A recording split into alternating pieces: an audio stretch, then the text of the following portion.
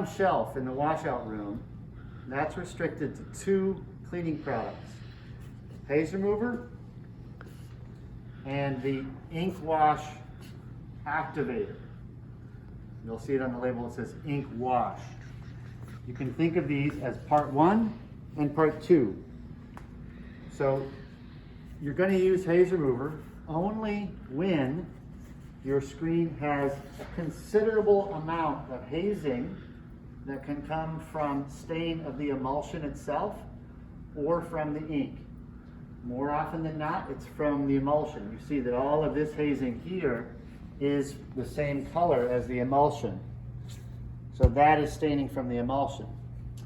It's worth noting that this gets much worse when you underexpose your image regularly. Because remember, emulsion is funny stuff. If you partially or completely dissolve it and allow it to re-dry, it turns to concrete. Now, the most common way that happens is when you spray on emulsion remover, and then if you forget and you walk away, and the emulsion remover dissolves the emulsion and then re-dries, it's going to be concrete. But a less obvious way that that happens is you underexpose your image onto your screen. The emulsion in the non-image area has been just barely cured enough to not wash away, but still it partially dissolves when you develop the screen. And then you let it dry and you print and you think everything is hunky-dory, but when you reclaim, you get a lot of this stuff. So you might intuitively think that overexposure is the danger, but it's exactly the opposite. In terms of hazing and life of the screen, underexposure is the danger.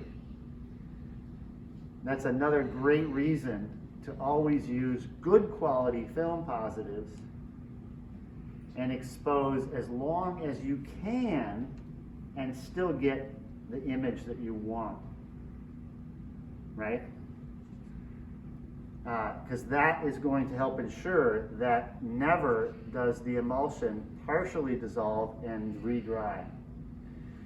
If you have underexposed, when you are developing with water in the garden sprayer, you may notice that emulsion in your non-image area is a little slimy. That is a sign that you underexposed, and that emulsion is partially dissolving.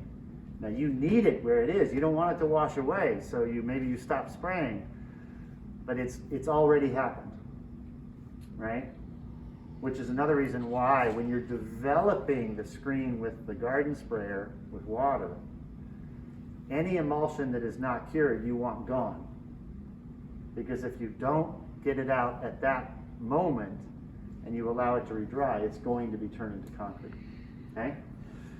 So at a certain point, now having said that, some amount of hazing is inevitable. It is gonna happen.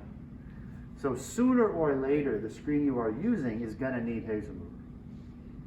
You can prolong that moment. You can choose to just restretch, but because we restretch these, and that involves a lot of labor, we will make you do haze remover first to try to prolong the life of the screen, okay? So the haze remover is part 1. You're gonna coat the screen with this,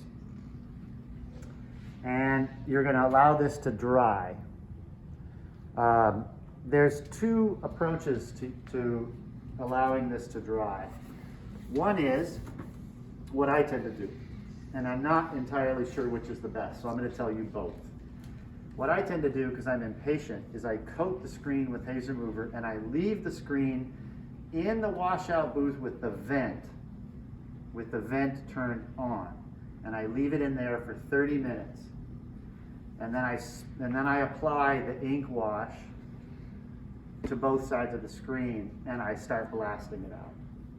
So that's method number 1. Method number 2 is you would coat the screen with the haze remover, and then you would place the screen on the windowsill in the window under the logic that the sunlight helps the haze remover clean off the gunk. And then the next day, you would apply the ink wash to both sides and blast it out. Okay, those are your two options. I truly don't know what's better. In my experience, they're about the same. So I'm kind of impatient, so I tend to just let it sit for 30 minutes and then apply the ink wash. Applying the haze remover, you'll see that this stuff is fairly thick and viscous. Not quite as thick as emulsion, but headed that direction. So because of that, the easiest way to apply this is with a scoop coater. Okay? Now this stuff can and will remove the polyurethane. So you do not want to use, so if you were applying emulsion, you would choose a scoop coater that goes like well into the polyurethane on each side so that your entire image area gets filled with emulsion. With this, you do not want to do that. You want to apply the haze remover only inside the polyurethane as much as possible. So generally, you're going to be using a scoop coater smaller than you would for coating emulsion. Okay? And remember that this part, even if I don't wash out this part completely, this is not likely to be part of my image. You know, we like 6 inches between the frame and the beginning of the image. So if this isn't perfectly clean, that's really not a big deal, okay? But if the polyurethane starts to blast out and is missing, then that's going to be more filling you have to do via pinholes or with packing tape later. So better to just not have this removed, okay? Now the way we practice screen printing in this shop, pretty much everything you use is pretty safe. Doesn't give off fumes, you don't have to worry about it on your skin, blah, blah. This, and particularly the ink wash, is the one exception. So the ink wash is actually a little more dangerous than the haze remover, but both can have chlorine fumes. So with those two products, you want to wear gloves, and you want to be doing this, so normally I would be coating in the washout room right in front of the washout booth with the vent, and I would have the vent turned on. I'm out here only so that everybody can see me. We can record the video, yeah. So if you let it dry by the window, should those vents be on? That's a good question. You can certainly do that. Usually what I would do is I would leave it in there long enough to dry, because once it's dry, there's not going to be any further fumes. Yeah. So once it's dry in there, then just take it out and put it in the windowsill. Although having those vents on, yeah, that would be equally good. Just make sure they stay on only until the haze remover is dry, which is about 20 minutes. Yeah. So working with this scoop coater, I could size it. I mean, I could probably make that work, but the chances are that I'm probably going to end up getting a little bit of haze remover on the polyurethane. So really, I'm going to be better off going with the next smaller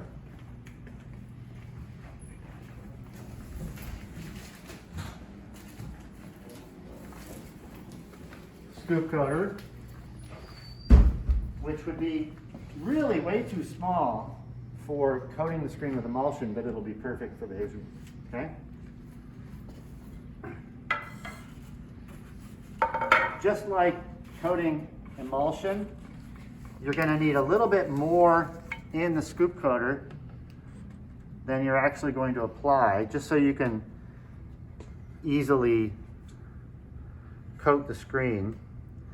But you will find that you don't need the same volume, because it is thinner than the emulsion. So I'm about 1 inch up from the bottom, okay?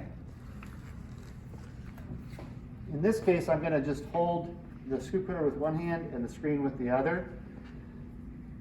If you're worried about holding the scoop coater with one hand, you can ask a friend to hold the screen. You could go into the darkroom and wedge it under those pegs. Any of those are good options.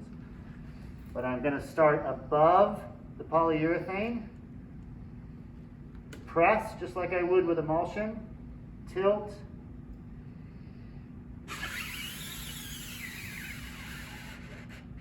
and I stop prior to the polyurethane. And you can see that I've applied it only in that rectangle inside. Now I'm going to do a second coat on this side, make sure it's even.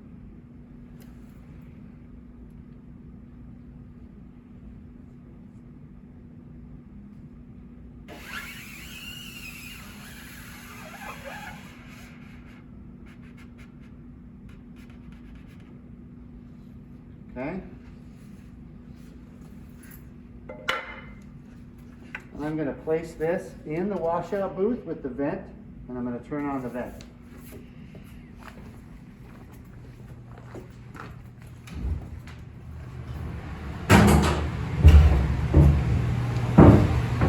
Okay.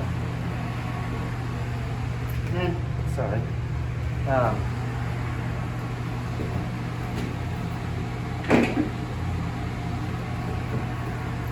On the bottom shelf is a red funnel. I'm going to use that red funnel to have some fun, to get that excess back in there. The scoop coater is simply cleaned with water, but it is really important that you rinse off 100% of the haze remover before you hang it back up, so that the next person who is coating their screen with emulsion does not get trace amounts of haze remover in their emulsion. Okay? With that, we'll shoot a second video in a minute when that is dry.